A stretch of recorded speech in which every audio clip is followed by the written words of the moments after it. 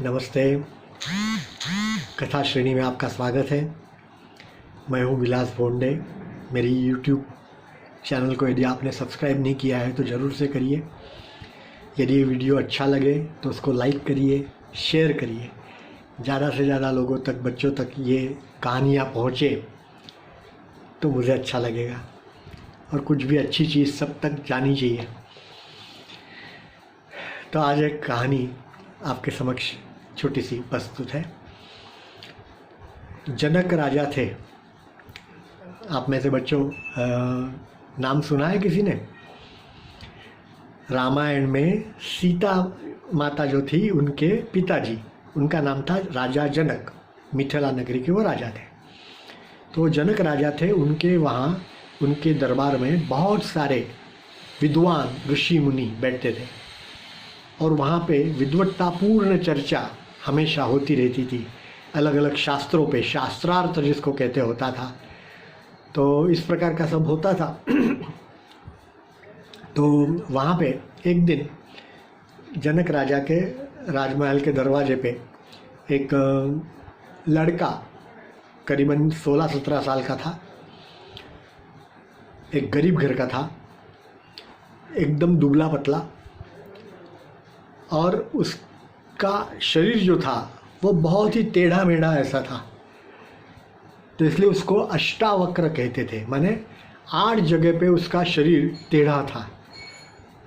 माने पैर, हाथ, कुछ ये कंधा वगैरह जो कुछ भी है वो अलग अलग जगह से कुछ टेढ़ा था सब।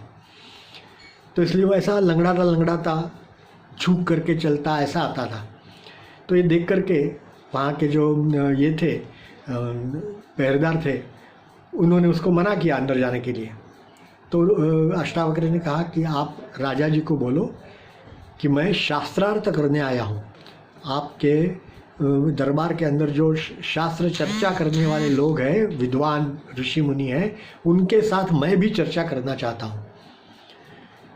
जैसे जैसे उसने मनाया तो वो पहरेदार जो सैनिक थे वो राजा के वहाँ गए और जनक को बताया कि ऐसा ऐसा एक लड़का आया है और वो कहता है कि मुझे शास्त्र चर्चा करनी है। तो जनक ने कहा ठीक है, आने दो उसको। आया, वो दरबार में आया। दरबार में आया तो सारे जो विद्वान लोग थे वो उसको देख करके ही हंसने लगे कि क्या रूप है, देखो तो। और ये शास्त्र चर्चा कर देगा हमारे साथ, वो भी, हम तो कितने बड़े विद्वान लोग हैं सब लोग। तो ऐसी सारी बातें एक दूसरे के साथ कर रहे थे और हंस रहे थे। तो राजा जनक जो था वो उसको देख रहा था, वो हंस नहीं रहा था, लेकिन उसने कुछ कहा नहीं। तो अष्टावक्र जो है वो वापिस जाने लगा। तो राजा जनक ने पूछा कि अरे बेटा, तुम क्यों वापिस जा रहे हो? तुम तो शास्त्रार्थ करने आए थे ना। तो उसने कहा कि हाँ, मुझे लगा कि यहाँ विद्वान लोग बैठते हैं, लेकिन अब लगता है कि यहाँ विद्वान नहीं बैठते, यहाँ तो चर्मकार, माने क्या, अपने चमड़े का काम करने वाले जो चांभार जो लोग होते हैं ना, वो लोग बैठते हैं, ऐसा लगा। तो राजा जनक को गुस्सा आया। उन्होंने कहा कि ऐसा क्यों बोल रहे हो, ये तो इतने सारे विद्वान यहाँ बैठे हैं।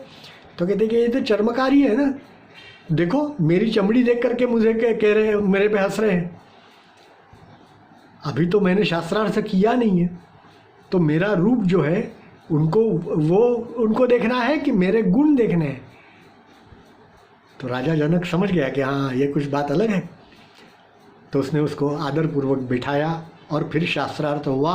और कहते हैं कि शास्त्रार्थ में सारे विद्वान जो है पराजित हो गए और ये अष्टावक्र जीत गया।